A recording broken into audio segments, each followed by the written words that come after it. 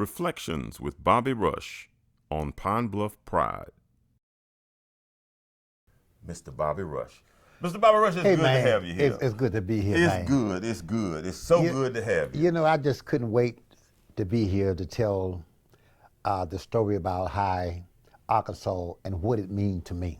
Because let me tell you a little something about me. First of all, I was born in a little place called Haynesville, Homer, Louisiana. Okay. But I left my little hometown in 1947 and came to Pine Bluff, Arkansas with my father, which is what like in Sherrills, Arkansas. We use that because it's next door neighbors. Right. And with my daddy was a pastor, was a preacher, a pastor of a church here in Pine Bluff. And he also was pastor of church in Louisiana for 45 years in one place and 50-something years in another one here. Wow. And so this like home, man, this like home. I spent a lot of time here, a lot of family here, a lot of roots here. I picked a lot of cotton here, man. Is that right? Okay, I didn't know that. You Man. picking cotton here too? Oh, you kidding. My dad had a farm out in Sherrills. It means so much to me. Let me tell you, coming from Louisiana to Arkansas, in the early 50s, I moved to Chicago, and I lived there for 40-some odd years. But out of all the places I've been, things I have done, and many things was great, but nothing was great as you calling me and ask me, salute me, and possibly name the street after me. Okay. Though nothing topped that. That was just, winning awards was all that's good.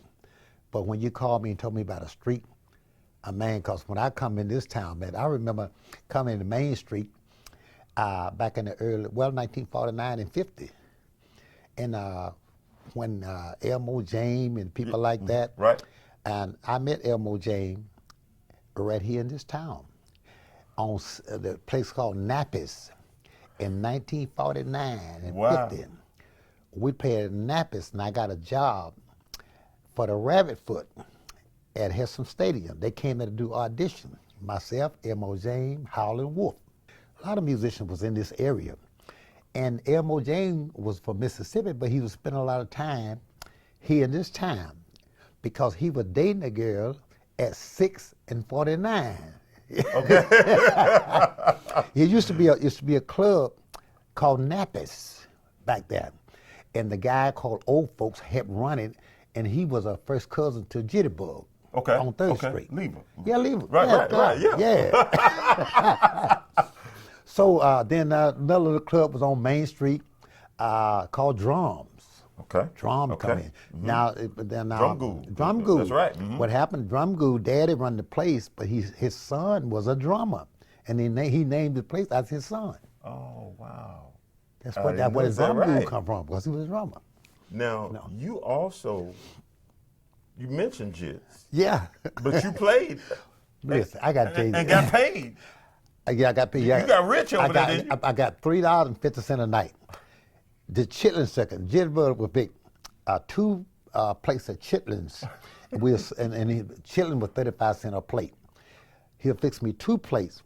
I'll sell one and eat one. Wow. And he fixed me 2 hamburgers, I'll sell one and fix one. So 75 and 75, that's $1.50 a night, man.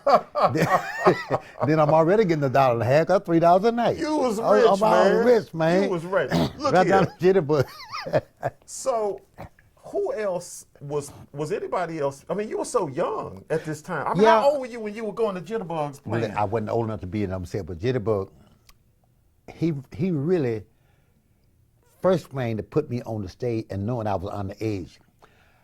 I didn't have mustache, so I would take me a bunch of matches and stretch them and put them out real quick, and I'd take the slut and make me a mustache. Wow. And I would go in there, he's like, keep your hat on. That's what Jim would tell me, keep your hat on. So what about to know my age? And he'd sneak me in the back door and get on the stage and play me, Moose John, and a bunch of guys, Wow. Is that right? Yeah. So. And even Howlin' Wolfe come there with us twice. Jits had twice with, Wow. This, what you're doing with me now, is one of the things I will never in my life forget. Wow. I'll never forget. This means more than I can explain. I can't find words to tell you what this means to me. Wow. Because I was born in Louisiana, went to Chicago for 40-something odd years, spent a lot of time in Arkansas. But guess who recognized? I'm not saying the other state don't recognize, but guess who was the first one did this? Yes, yes. You know something? When I talk to folks, and I'm gonna mention this in the program, it's amazing. People have been calling me all over the state and even out of state. Right. They wanting to come here, but there's something different about this place. You should hear the folks call me or stop me on the street for tickets and say, "That's my cousin," or or my mama picked cotton with him, Right. or I remember he raised me over there, or not over off of Ohio. off Ohio over there by New St. Hurricane in that area Right, over there. right. I mean, half of this county has some kind of connection to you. There's something about you and this place that is magnetic. These people are here with passion.